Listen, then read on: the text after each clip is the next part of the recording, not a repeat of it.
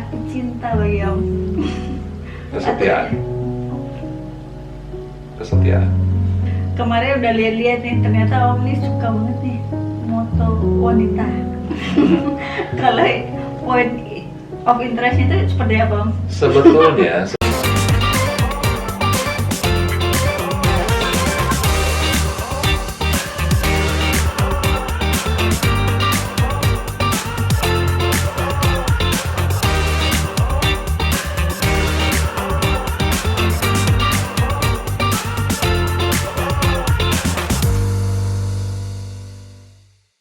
Video ini dipersembahkan oleh r2foto.id.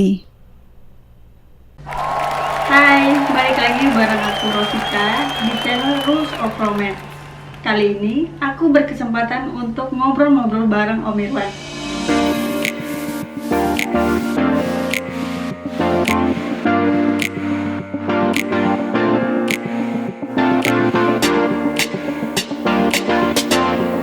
Oke, tadi kita udah lihat profilnya Om Irwan. Jadi kita sekarang bakalan tanya-tanya Om Irwan tentang fotografi.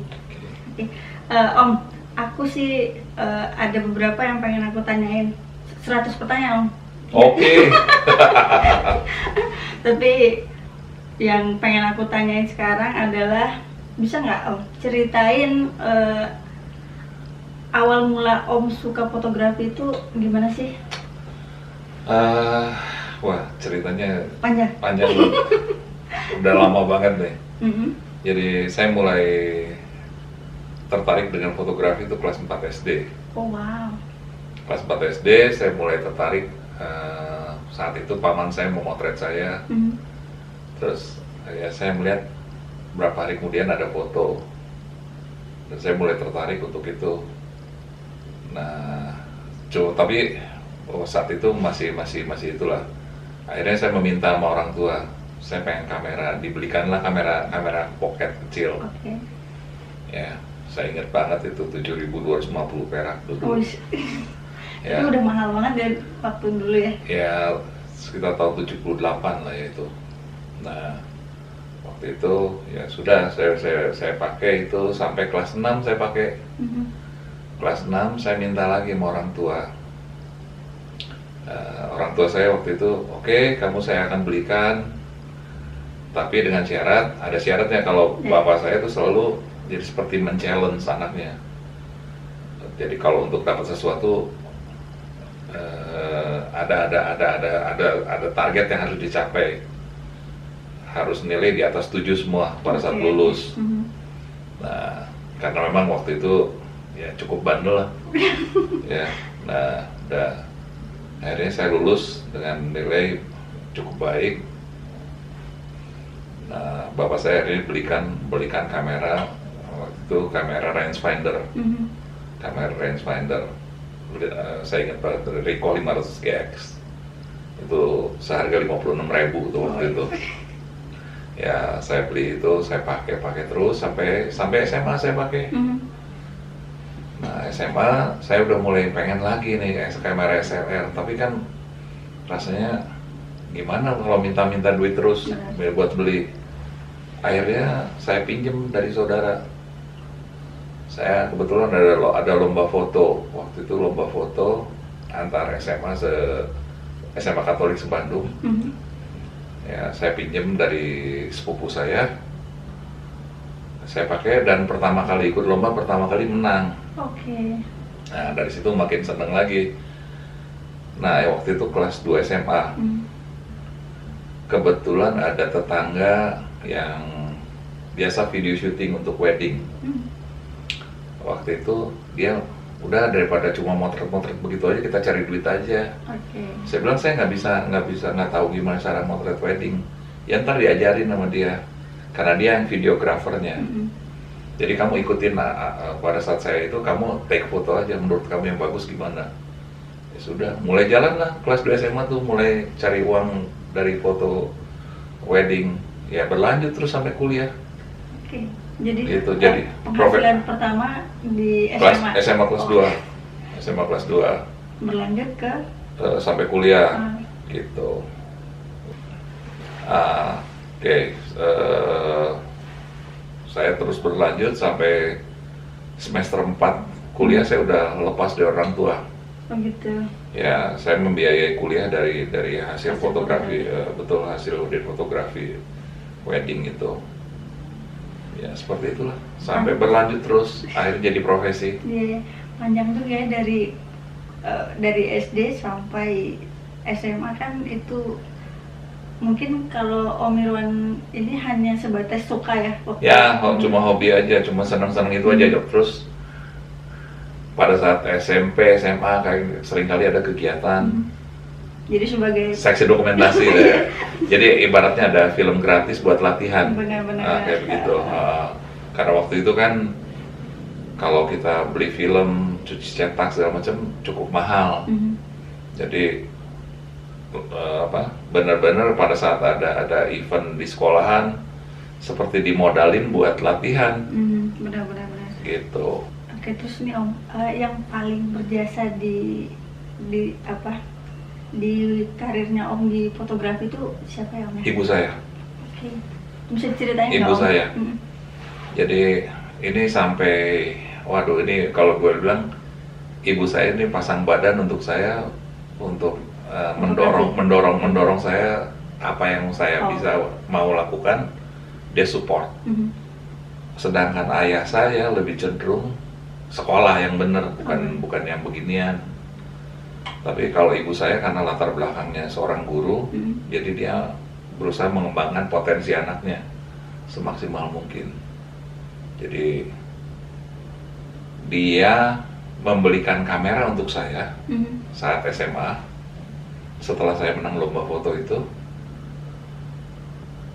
dengan dia, ibu saya berbohong sama suaminya nih, sama bapak saya, sama bapak saya. Jadi berbohong, dia belikan kamera untuk saya dan dia ngomong bahwa itu uang diberikan oleh adiknya, paman saya. Padahal itu uang dari ibu saya. Ya kayak begitu. Dia pasang badan untuk itu, untuk mensupport saya gitu. Ya, bapak saya baru support saya setelah saya kuliah, bisa membayar uang kuliah sendiri. Saya menang lomba foto tingkat nasional yang yang menyerahkan hadiahnya itu menteri. Dari situ bapak saya mau ikut. Pada saat pembagian hadiah di Jakarta tuh pengen ikut. Ya dari situ mulai udah nggak ribut lagi deh. Iya. Udah mulai support lah. Ya. Jadi udah ada pembuktian ya Om ya. Ya betul. Gitu. Iya. Terus nih kalau kan ini banyak nih teman-teman yang baru gitu dalam fotografi. Apa sih Om kiat-kiat atau apa sih kunci sukses dari bidang fotografi? Kalau sukses sih relatif ya, setiap orang relatif banget. Sukses tuh parameternya relatif banget setiap orang. Yang paling pasti ya kita mau berani mencoba dan nggak malu untuk bertanya. Ya rendah hati untuk bertanya, mungkin itu. Kadang-kadang kita kan ada hal yang ada keterbatasan kita mesti mau nanya, merendahkan hati untuk bertanya gitu. Kalau sekarang sih enak, media buat pembelajaran tuh luar biasa. Apalagi di YouTube sekarang. Betul, internet, YouTube. Kalau zaman du saya cukup sulit. Materi yang bisa dibaca terbatas. Buku-buku masih mahal sekali. Majalah fotografi luar juga nggak masuk. Kalau dulu Om belajar sama siapa sih? Kalau boleh tahu?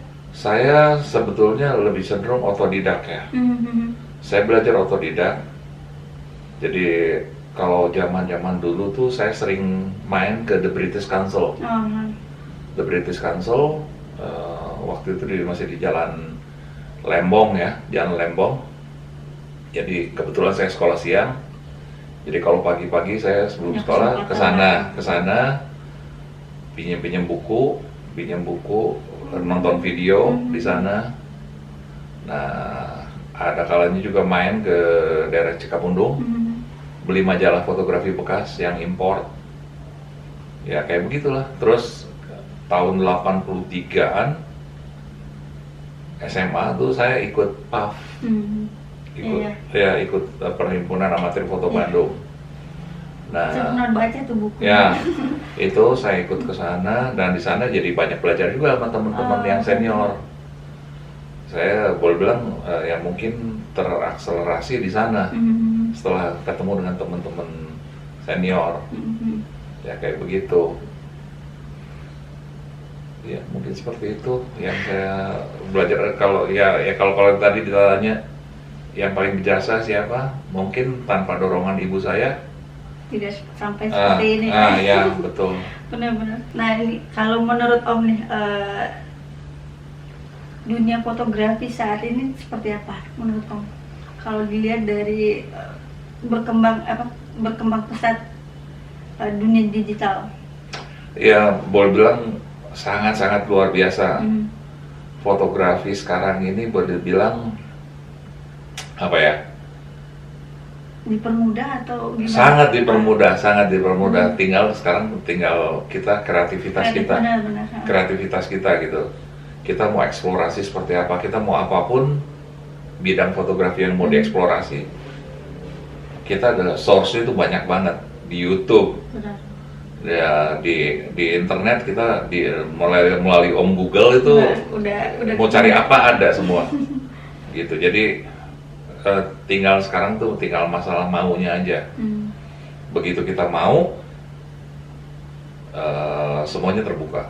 Oke. Ya. Kalau di lingkup Bandung sendiri gimana tuh Om? Kalau Om melihat sekarang? Oh luar biasa ya. Kalau kita ngelihat dulu klub fotografi di Bandung cuma paling ada beberapa, ya. Tapi kalau sekarang di setiap universitas semua pasti ada itu unit fotografinya. Dan itu menunjukkan bahwa perkembangan fotografi luar biasa. Dan semakin kesini semakin murah. Fotografi nggak selalu harus dengan kamera yang mahal. Benar. Sekarang dengan handphone pun bisa terjadi itu tetap fotografi karena di handphone kamera itu bukan handphone sebetulnya. Jadi semua dimudahkan dan teknologi kamera handphone sekarang tuh luar biasa gitu. Oke. Nah ini lebih spesifik Om. Oke. Aku kemarin udah lihat-lihat nih, ternyata Om nih suka banget nih moto wanita. Kalau point of interestnya itu seperti apa Om? Sebetulnya bukan tertarik motret wanita aja sih. Semua saya tertarik. Kebetulan saya kan mengajar fotografi juga. Dan pada dasarnya terutama laki-laki senangnya motret cewek. Iya, bening ya. Ya. Jadi sebetulnya kalau ditanya apakah saya tertarik dengan hanya motret wanita, enggak juga gitu. Tapi karena tuntutan misalnya saya bagaimana memotivasi orang dan membuat orang tertarik. Karena pada satu fase saya juga menjual peralatan studio. Oh iya. Nah, supaya saya bisa itu ya mau nggak mau saya harus mencari objek yang menarik untuk itu. Jadi sebetulnya kalau itu ya itu sih itu masalah itulah. Jadi kompromi dengan keadaan gitu. Kalau secara spesifik saya lebih tertarik mungkin ke foto arsitektural, human interest, kayak produk, itu mungkin lebih tertarik buat saya. Cuman karena yang menyenangi fotografi wanita dan portrait lah, kebanyakan kan objeknya cewek. Benar. Gitu. Dan itu lebih menarik sih. Kalau untuk cowok mungkin hanya sebatas produk apa gitu ya. Tuh, betul. Dan ya eksplorasi memotret wanita tuh lebih luas dibandingkan laki-laki. Ya betul. Eksplorasi lebih luas. Kita mau bicara foto apapun, memang wanita tuh objek yang menarik. Ya. Benar-benar. Ya, Ini Gitu. menyambung dari yang tadi Om. Ini kan banyak nih hunting-hunting yang yang bersifatnya dewasa, itu menurut Om Oke. seperti apa? ya itu sih selera ya, mungkin selera. Hmm. Setiap orang mungkin ada masanya menyenangi seperti itu, tapi Oh. ada setelah itu dia juga akan Udah melewati itu. cuma ya? ya kecenderungan cuma memenuhi rasa penasaran saja. Oke, jadi hanya penasaran. Ya sebetulnya seperti itulah ya, Pak. Ada fasenya, ada masanya orang itu juga enough is enough, Ya. gitu. Dan seringkali Hmm. pemotretan seperti itu kan sedikit banget yang eventnya terkonsep secara baik. Kebanyakan cuma ya seksi-seksian aja. Ya. Terus setelah itu fotonya ya cuma begitu-begitu aja. Jadi value-nya tuh nggak maksimal. Masih bersangkutan dengan tadi event, kan ketika mengadakan event kan selalu ada model-model nih gitu. Apa sih kiat-kiat bisa jadi model Om? Yang paling pasti mungkin yang pertama perlu percaya diri. Oke. Dia harus percaya diri karena dia tampil di depan orang ya. Dan dia harus apa ya? Dia harus belajar memahami kelebihan dia ada di mana. Oke. Ya, setiap orang tuh punya sudut yang menarik. Ya. Titik optimalnya di sebelah mana? Benar-benar. Apakah dari kiri, dari kanan, atau dari depan? Ya. Nah, itu yang mungkin dia harus eksplorasi, si model harus eksplorasi. Dia banyak ngobrol dengan si fotografer, dia menanyakan saya bagusnya dari mana misalnya. Itu pertama. Terus attitude. Ya, janji segala macam itu dia mesti komit dengan janjinya. Itu mungkin yang lain lagi dia pada saat itu dia mesti mempersiapkan secara baik, istirahat cukup, tidur cukup, jangan sampai datang pagi-pagi kusut mukanya, Oh, benar. kurang tidur, Iya. kurang tidur. Udah nggak enak tuh buat Ya foto udah, ya betul. Dan dia juga mungkin udah malas juga mengeksplor Betul. dirinya Kalau sendiri, ya. misalnya dia kurang tidur, kantung matanya jadi ada kan, Oke. itu. Nah terus tadi kan Om cerita kalau sering moto apa ya, acara pernikahan ya, atau Zaman dulu ya, ya. wedding gitu. Apa sih Om yang harus disiapkan kalau lagi akan ada sesi pemotretan wedding atau pre-wedding? Mungkin yang kita mesti tahu pertama kali ya, skripnya. Oke. Skripnya itu kita mesti pegang dulu. Jadi kita mesti tanya ke panitia acaranya, susunan acaranya seperti apa. Itu penting. Jadi kita bisa mempersiapkan. Kita mesti minta sama panitia susunan acaranya seperti apa. Ya.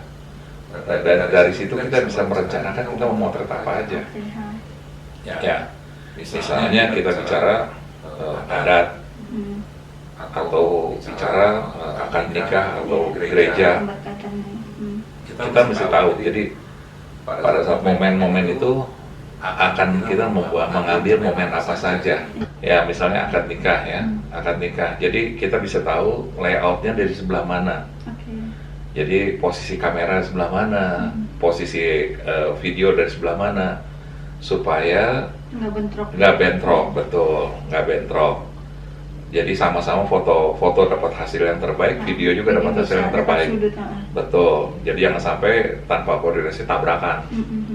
Itu mungkin ya. Nanti banyak bocor-bocornya. Betul. Nah, ya kita sebagai fotografer dibayar untuk menghasilkan sesuatu yang baik. Karena kita mendeklarkan sebagai profesional fotografer. Iya. Kalau kita profesional tapi hasilnya amatiran kan, kita layak nggak sih kita dibayar gitu? Segitu gitu. Kayak gitu.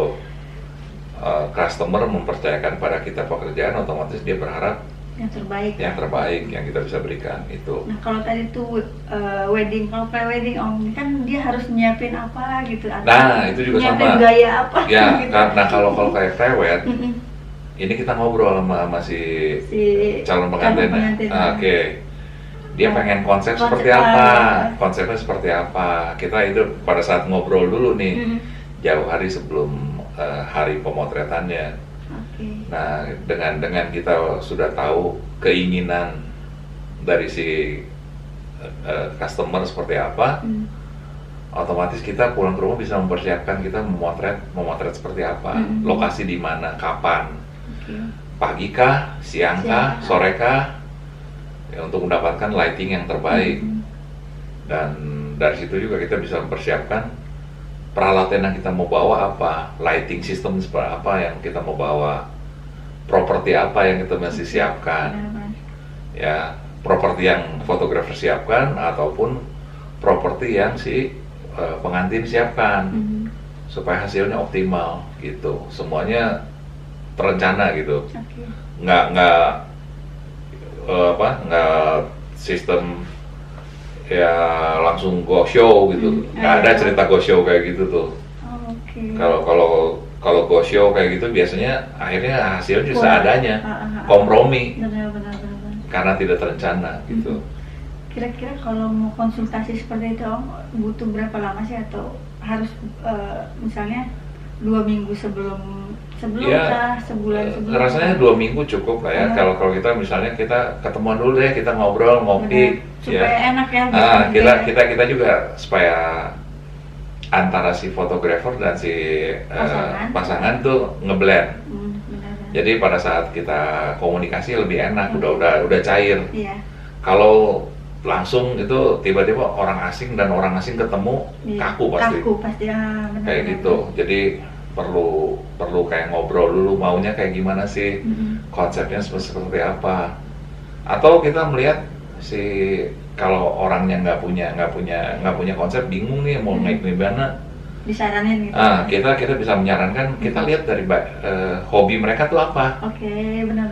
Hobi mereka tuh apa, jadi kita eksplorasi dari sana. Kalau misalnya si cowoknya bikers misalnya, ya udah, kita misalnya suasana lagi touring atau apa, kita bikin foto seperti itu.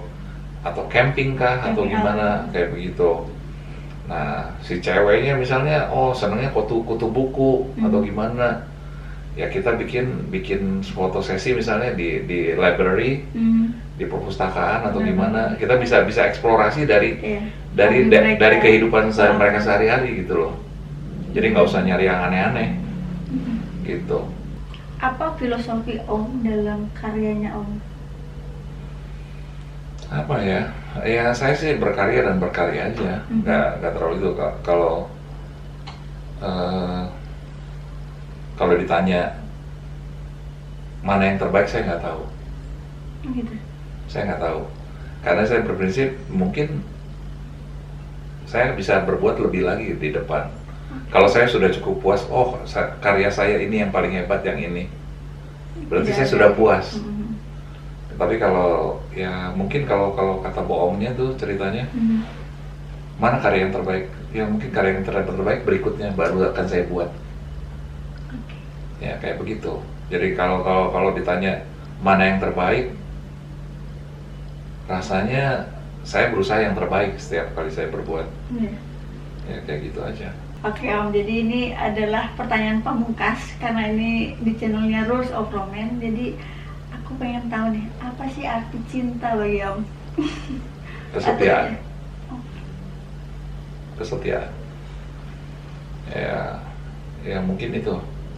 Kita baru akan merasakan arti seseorang pada saat orang itu sudah tidak ada. Saat ada, seringkali kita menyia-nyiakan, menganggap hal itu sesuatu hal yang biasa. Tapi pada saat orang kita sayangi sudah tidak ada, kita baru menyadari bahwa betapa luar biasanya dia. Oke, itu tadi perbincangan aku dengan Om Irwan, dan tadi sedikit mengutip dari Om Irwan, cinta itu adalah kesetiaan. Jadi memang benar kita harus setia, bukan berarti dengan pasangan saja, tetapi dengan apapun itu, karena itu adalah komitmen.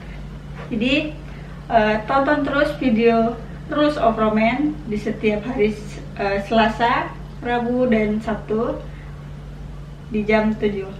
Sampai jumpa di video berikutnya. Bye.